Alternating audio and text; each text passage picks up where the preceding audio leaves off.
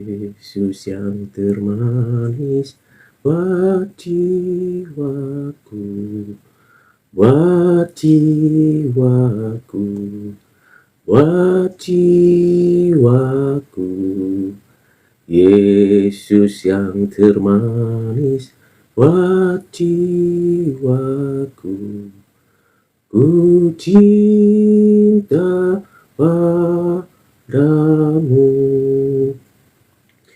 Yesus yang termulia buat jiwaku, buat jiwaku, buat jiwaku. Yesus yang termulia buat jiwaku, ku cinta selamanya. Yesus yang termulia buat jiwaku, buat jiwaku, buat jiwaku. Yesus yang termulia buat jiwaku, ku cinta selamanya. Shalom, selamat pagi saudara yang kekasih di dalam Kristus. Pagi ini saya akan menyampaikan renungan, refleksi dari firman Tuhan. Sebelumnya mari kita bersama-sama berdoa, memohon belas kasihan Tuhan, memohon kemurahan hati Tuhan. Mari kita berdoa. Bapa di surga, di dalam nama Tuhan Yesus, terima kasih untuk hari yang baru dan berkat yang baru yang Kau sediakan bagi kami, anak-anak-Mu. Ya Bapa, kasihanilah kami. Kami mau kiranya Engkau menolong kami dalam aktivitas kami sepanjang hari ini. Pimpin dan sertai kami dengan hikmat-Mu, agar kami menjadi pelaku firman-Mu. Kami mau membaca dan mendengarkan firman-Mu. Berilah kepada kami hati yang mendengar, seperti hati seorang murid yang mau belajar, dan kami mau bersama bertumbuh, berakar, berbuah, seturut dengan kehendak-Mu. Ya Bapa, kiranya Roh-Mu memberikan pencerahan kepada kami, dan memampukan kami menjadi pelaku firman dimanapun kami berada. Berilah damai dan sejahtera-Mu bagi kami. Di dalam nama-Mu Tuhan Yesus kami berdoa. Amin. Saudara yang kekasih di dalam Kristus, firman Tuhan yang kita akan baca dan renungkan diambil dari pasal 11 ayat 25 sampai dengan ayat yang ke-30. Demikianlah firman Tuhan.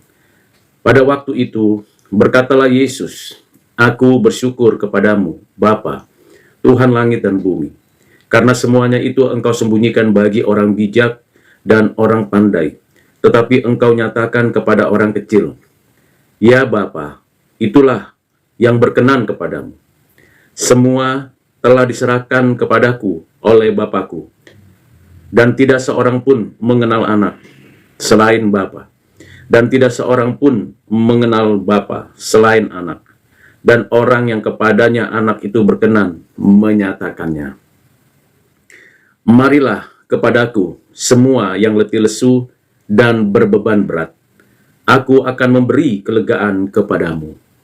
Pikulah kuk yang kupasang, dan belajarlah kepadaku, karena aku lemah lembut dan rendah hati, dan jiwamu akan mendapat ketenangan. Sebab kuk yang kupasang itu enak, dan bebanku pun ringan." Demikian firman Tuhan pagi hari ini. Yang berbahagia ialah kita yang menyimpan firman ini, melakukannya di dalam kehidupan kita sehari-hari. Tuhan menyatakan syukurnya kepada Bapa di surga. Di dalam konteks ada banyak kota yang sudah mendengarkan tentang kerajaan Allah, supaya banyak orang kembali kepadanya, bertobat. Tetapi kenyataannya banyak kota, orang-orang yang ada di dalamnya tidak mau bertobat, tidak mau kembali kepada Tuhan, masih tetap melakukan kejahatan, masih senang berbuat dosa. Dalam kondisi seperti itu, Tuhan menyatakan syukurnya kepada Bapa. Mengapa Tuhan bersyukur? Pertama, karena semua hal rahasia kerajaan Allah, semua hal yang dinyatakannya itu tersembunyi bagi orang yang pandai, bagi orang yang mengandalkan kekuatannya, mengandalkan pikirannya sendiri, mengandalkan segala keterampilannya. Mengapa demikian? Karena manusia sudah berdosa. Segala perbuatannya, pikirannya, keterampilannya tidak lagi seperti maksud semula Allah menciptakan manusia. Manusia sudah salah arah, struktur hidupnya sudah tidak lagi sesuai dengan kehendak Allah. Bahkan isi hidupnya, hari-harinya selalu berbuahkan kejahatan. Ketika berita kabar baik, hal kerajaan surga disampaikan oleh Tuhan, banyak orang di kota-kota pemberitaan itu tetap tidak mau menerima dan bahkan menolak dan menyingkirkan Yesus Kristus. Hal yang kedua, karena memang berita kebaikan keselamatan dari Allah untuk membawa manusia kembali kepadanya dikaruniakan kepada orang-orang kecil yang rela dan rendah hati, yang terbuka hatinya mau dididik, diperlengkapi, dibentuk oleh Tuhan. Orang-orang kecil yang siap sedia menuruti kehendak Tuhan. Bukan secara fisik, bukan secara sosial, ekonomi, atau statusnya, tapi orang-orang kecil yang dimaksud adalah orang yang mengandalkan Tuhan, bersandar kepada Tuhan, berharap kepada Tuhan, yang selalu di dalam hidupnya bermohon belas kasihan Tuhan. Yang ketiga, karena itulah yang berkenan di hati Tuhan. Kerelaan, kesungguhan, kesadaran diri sebagai manusia yang berdosa, kerinduan untuk berdekatan dengan Tuhan. Itulah yang dirindukan dan dinyatakan oleh Allah untuk kita diperkenannya. Bukankah persembahan Habel dan Kain adalah baik, tetapi yang diperkenan Tuhan adalah persembahan Habel, bukan Kain. Bukankah banyak murid-murid yang ikut Tuhan, mendengarkan firman, belajar dari Tuhan sendiri, tetapi yang diperkenan Tuhan ialah yang menjadi pelaku firman. Jadi saudara yang kekasih di dalam Kristus, marilah kita mencari cara melakukan yang diperkenan Tuhan, mematikan dosa, mengandalkan Tuhan, dan terus-menerus mengerjakan yang baik. Saudara yang kasih dalam Kristus, yang berikutnya ialah ayat yang ke-27. Menjadi ayat yang penting untuk kita simak dengan mendalam. Di dalam ayat ini dikatakan, semua telah diserahkan kepadaku oleh Bapakku, dan tidak seorang pun mengenal anak selain Bapa. Pengenalan akan Tuhan Yesus adalah pengenalan yang mulia. Tidak akan pernah orang-orang yang mencoba untuk mengerti, melakukan pemberontakan, menista dan menghina, tidak akan pernah datang kepada Kristus kalau bukan Bapa yang menyatakannya. Seberapa banyak pun kita mengetahui Alkitab, seberapa kritis pun kita membaca ayat-ayatnya, seberapa hebat pun kita memperhatikan ayat-ayat Alkitab, bahkan mencoba menafsir, meremehkan, merendahkan, melecehkan, kalau bukan Bapa yang mau menyatakan diri anaknya, maka orang itu sampai kapanpun tidak akan pernah untuk bisa diperkenan dinyatakannya keberadaan anak. Hal ini hal yang penting, saudaraku. Bisa saja orang-orang yang kafir, penyembah bintang, penyembah bulan, penyembah berhala, penyembah buatan tangan manusia, penyembah nabi, penyembah rasul, penyembah malaikat, penyembah kitab suci, bahkan penyembah dirinya, bisa saja punya pengetahuan tentang Alkitab, tentang Yesus, tentang apa saja. Tetapi kalau orang itu tidak diperkenan oleh Bapa untuk mengenal anak, maka orang itu selamanya di dalam kondisi, situasi, dan keadaan dimurkai Allah. Ini hal yang perlu untuk saudara dan saya pahami dari apa yang dinyatakan Tuhan kepada Bapaknya. Sungguh ini rahasia yang sangat besar yang membuat kita lebih mengerti akan kehendak Allah. Bersyukur karena itu hanya dinyatakan bagian diperkenan saja. Artinya ada banyak orang yang tidak diperkenan Tuhan. Ada banyak orang yang Tuhan tidak mau menyatakan kehendaknya, tidak mau menyatakan kemauannya, bahkan orang itu untuk selamanya berada di dalam murka Allah. Ini prinsip yang penting yang diajarkan Tuhan Yesus pagi hari ini. Hal yang kedua, bagi orang-orang yang diperkenan kepadanya, yang masih hidup di tengah-tengah dunia yang fana ini, di dalam pergumulan hidup masing-masing, bahkan karena ada kelelahan, kelestihan, kesulitan, kita mengalami kelelahan fisik, kelelahan jiwa, kelelahan mental, bahkan kita mengalami begitu banyak hal yang menakutkan. Dan Tuhan berkata di ayat 28, marilah kepadaku. Ini bukan sebuah kata-kata kosong, ini adalah panggilan Tuhan, ini adalah perintah Tuhan, marilah kepadaku. Jadi kalau saudara dan saya punya kelelahan, entah karena begitu lelahnya bekerja, entah lelah karena bekerja itu rutin, itu saja, membuat kita bosan, membuat kita kesal. Tuhan berkata, marilah kepadaku. Marilah kepadaku semua yang letih lesu dan berbeban berat. Siapakah di antara saudara yang tidak pernah mengalami kelelahan? Tidak ada. Siapakah di antara saudara dan saya yang tidak mengalami beban berat? Orang kaya punya kelelahannya sendiri. Orang miskin punya kelelahannya sendiri. Orang tua punya kelelahannya sendiri. Anak-anak punya kelelahannya sendiri. Bahkan pemimpin-pemimpin yang hebat punya kelelahannya sendiri. Rakyat punya kelelahannya sendiri. Tetapi kepada orang yang diperkenan Tuhan, Tuhan mengajak, mengundang saudara dan saya, marilah kepadaku. Mengapa kita mesti datang kepada Tuhan?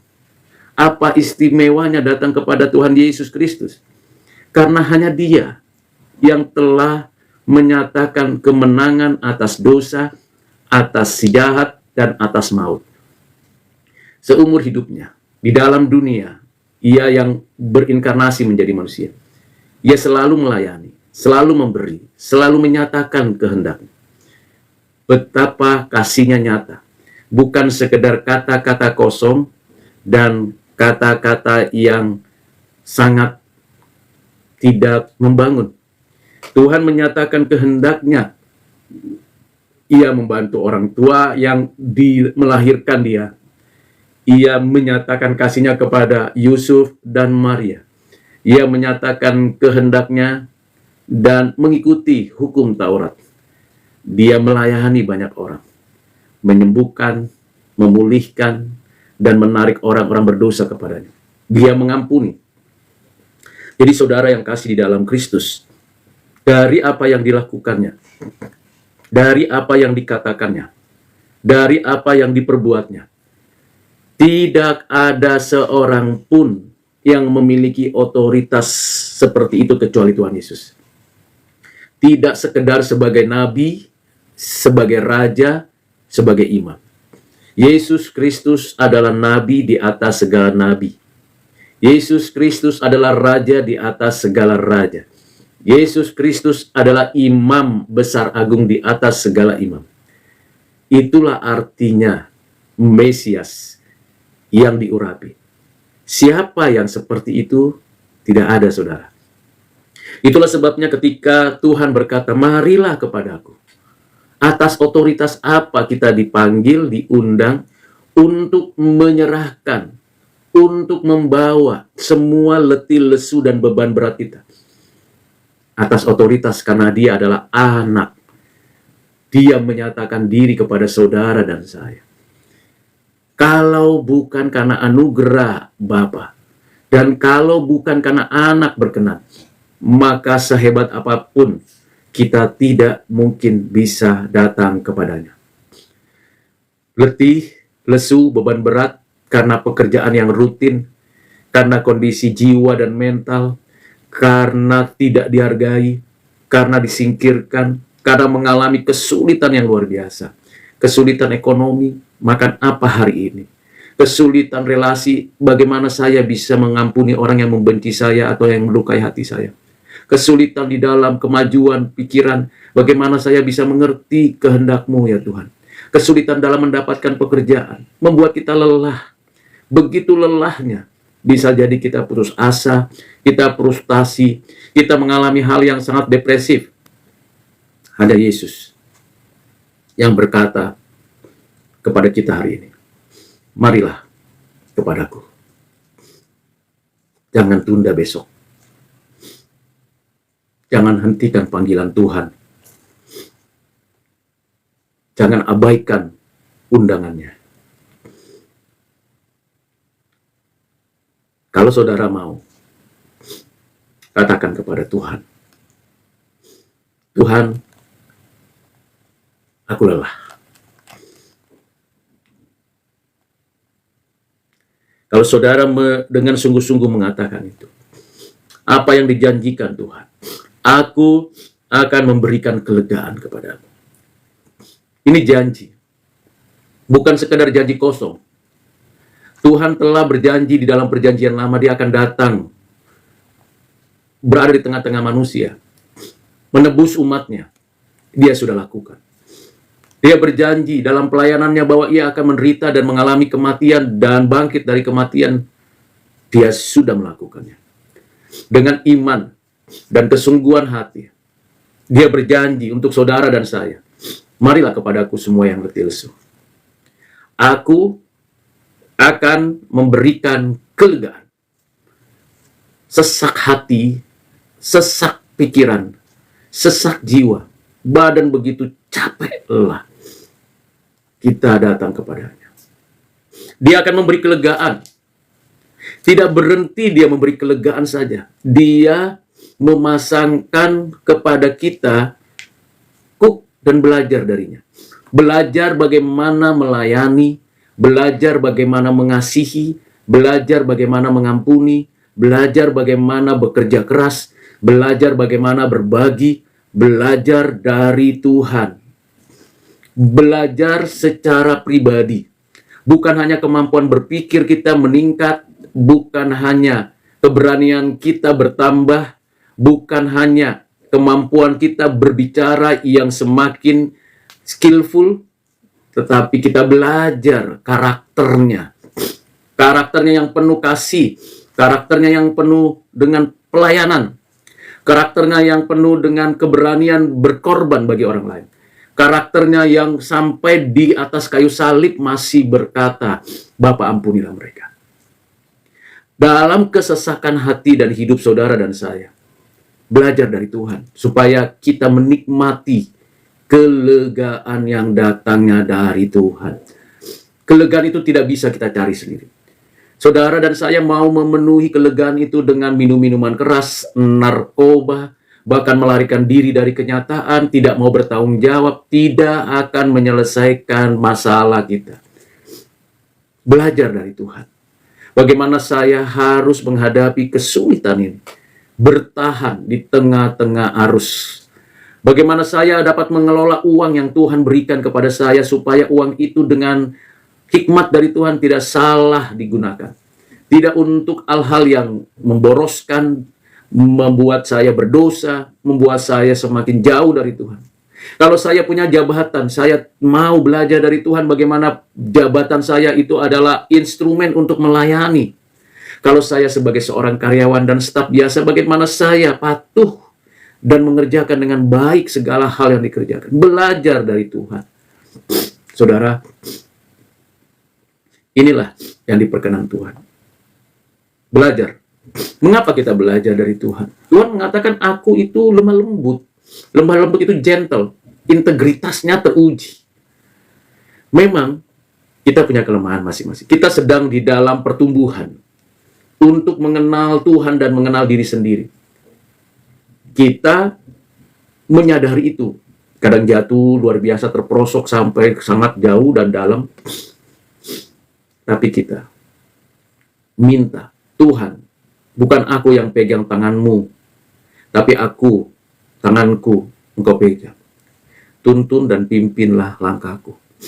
Bukan aku yang mengarahkan engkau kemana aku mau, tapi engkau yang memberikan arah kemana engkau arahkan. Belajarlah kepadaku, kata Tuhan, karena aku lemah lembut dan rendah hati, dan jiwaku mendapat ketenangan. Kelegaan, kalau kita serahkan kepada, kita curhat kepada Tuhan. Apa yang membuat saudara dan saya lelah? Lelah dalam pekerjaan, lelah dalam rumah tangga, lelah dalam segala hal. Apa yang saudara buat lelah? Mau mengalami kelegaan, datang kepada Tuhan. Jangan datang kepada dukun. Jangan datang kepada orang pintar. Jangan datang kepada tetanggamu, saudaramu, keluargamu yang bisa jadi orang-orang itu belum mengerti perasaanmu, belum mengerti persoalanmu, belum memahami apa yang engkau alami sekarang. Bahkan gak mengerti kesulitan hatimu. Maka kalau datang kepada Tuhan, engkau tidak akan digosipkan, engkau tidak akan mengalami sesuatu yang bisa membuat kau tercemar nama baikmu. Datang kepada Tuhan. Dan saya sudah mengalaminya. Saya tidak cerita kepada orang lain tentang kesulitan, kesusahan, dan beban berat. Saya datang kepada Tuhan. Tapi saya cerita kebaikan-kebaikan Tuhan, kemurahan Tuhan, belas kasihan Tuhan kepada orang lain. Come to Jesus. Serahkan semuanya. Kedua, kita mau tenang hidupnya, mau tenang hati, dalam tinggal tenang terdapat kekuatan. Mau tenang kau saudara menghadapi betapa gejolak begitu luar biasa di dalam hidup ini. Sebentar ini, sebentar itu, problem demi problem, silih berganti. Mau tenang menghadapi itu, mau bisa selesai persoalan itu, belajar dari Tuhan.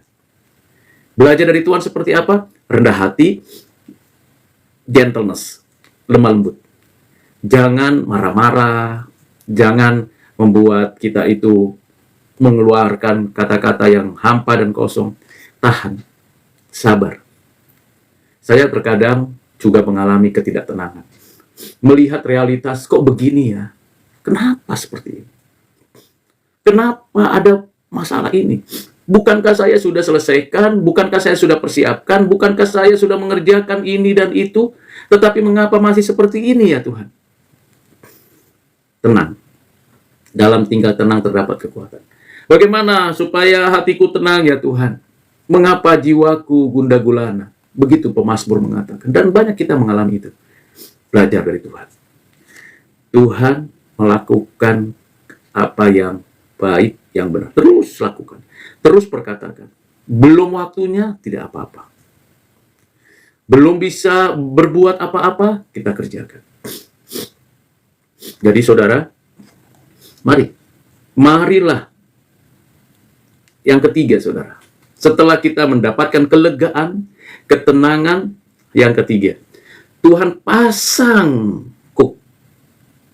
kuk sebagai tanggung jawab. Kuk yang diberikan Tuhan itu ringan. Jadi ada selalu tanggung jawab di balik seluruh berkat rohani yang Tuhan berikan. Saya ulangi saudara, selalu ada tanggung jawab di dalam setiap berkat rohani yang diberikan Tuhan. Saya memiliki tanggung jawab, bukan hanya sebagai kepala rumah tangga, sebagai suami, sebagai orang tua, sebagai warga negara, sebagai orang Kristen, sebagai etnis Batak, bahkan sebagai orang-orang yang diberikan banyak pekerjaan, sebagai hamba Tuhan, sebagai penginjil, sebagai orang-orang percaya. Saya tidak hanya menikmati kelegaan yang Tuhan berikan, ketenangan yang Tuhan sediakan, sambil menyerahkan, sambil belajar, dan mengambil tanggung jawab yang Tuhan berikan. Luar biasa bukan? Itu Tuhan Yesus. Jadi kalau saudara dan saya belum kenal Tuhan, buka hati saudara. Buka hati saudara dan katakan hari ini, Tuhan, aku mau terima Engkau sebagai Tuhan, Juru Selamat dan Penebusku. Tuhan, aku mau menyerahkan kelelahanku dan beban beratku, entah itu dosamu, entah itu kekuranganmu, keterbatasanmu, bahkan mungkin kemumetan hati dan pikiranmu. Tuhan, aku mau serahkan itu. Ketahuilah, Tuhan akan memberi kelegaan di hatimu. Tidak berhenti di situ, saudara. Belajar. Belajar dari Tuhan. Kalau belajar dari manusia, bisa kecewa, saudara.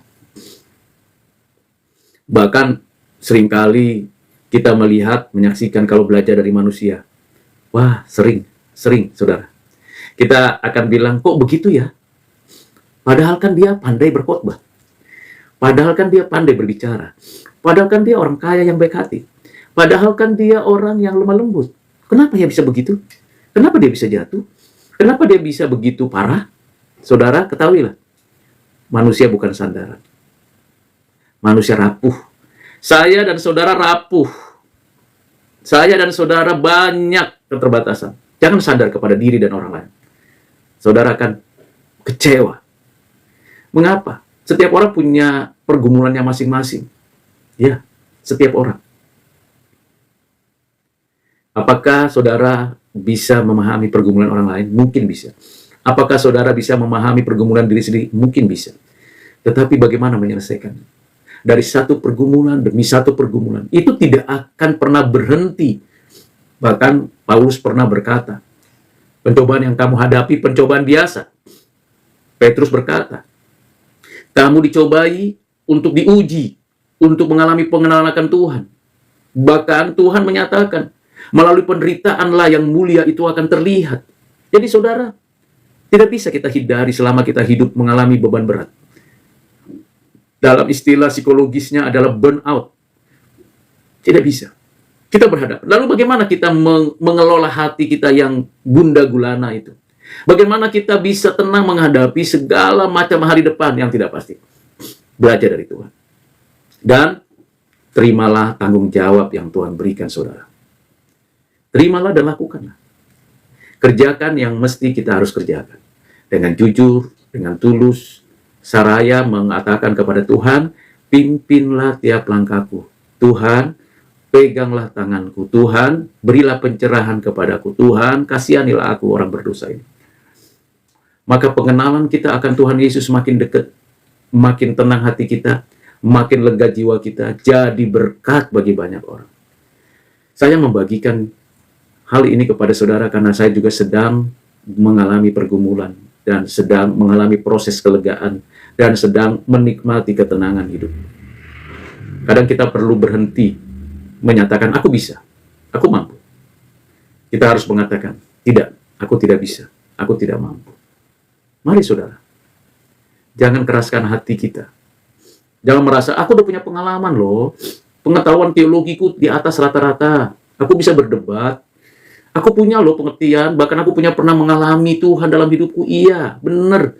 Tapi sekali lagi, apapun yang saya dan saudara alami dan ketahui dan miliki, semuanya itu karena anugerah Tuhan, karena Bapa berkenan, Anak berkenan, dan Roh Kudus berkenan.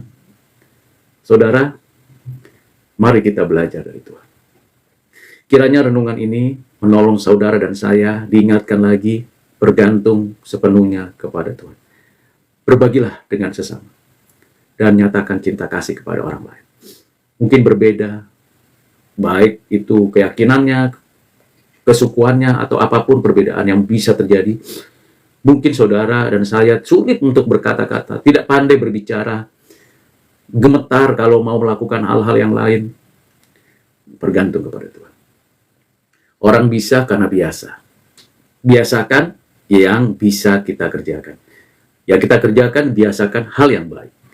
Sehingga saudara dan saya mendapatkan benar-benar kelegaan, ketenangan, dan menikmati tanggung jawab dengan tetap bersyukur dalam segala hal. Kiranya Tuhan memberkati saudara. Mari kita berdoa. Bapa di surga, terima kasih untuk firman yang telah kami baca, untuk refleksi yang sudah hamba-Mu sampaikan. Kalau ada kata, kalimat, penjelasan hamba-Mu yang tidak berkenan di hati-Mu, lalukanlah dari pikiran kami, dan tariklah itu dari ingatan kami. Tetapi jikalau memang apa yang hamba-Mu refleksikan, sampaikan itu benar adanya dan berkenan di hati-Mu, biarlah kiranya setiap saudara-saudara hamba-Mu yang mendengarkan mendapatkan berkat rohani dan kembali kepadamu. Terima kasih Bapa. Terpujilah Engkau Tuhan. Berkat-Mu atas setiap orang yang sakit Engkau sembuhkan, yang lemah Engkau kuatkan, yang belum percaya Engkau berikan iman kepada mereka, yang ragu-ragu Engkau berikan keteguhan iman. Dan setiap orang yang mendengarkan firman-Mu diberkati oleh Engkau ya Bapa. Inilah doa kami ya Bapa. Dengarkanlah doa hamba-Mu ini di dalam nama Tuhan Yesus. Kami berdoa bersyukur. Amin.